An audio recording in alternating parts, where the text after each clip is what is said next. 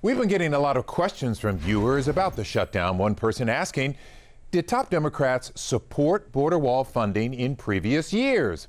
Adam Bennett verifies.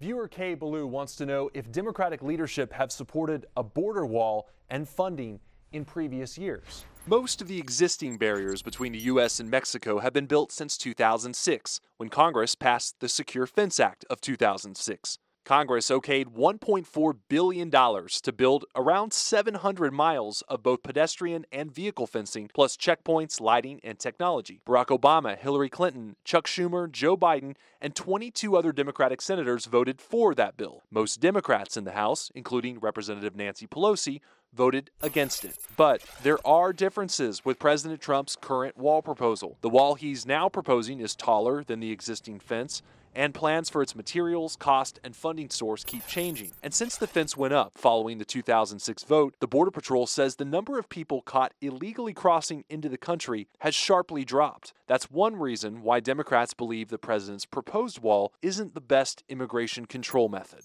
So it is true, several top Democrats have supported a physical barrier on the border in the past, but the political context has changed, and the president's proposed wall this time around is different.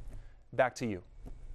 Is there something you want us to look into? Send us an email to verify@khou.com or reach out on Facebook or Twitter with the hashtag KHOU Verify. Let's talk about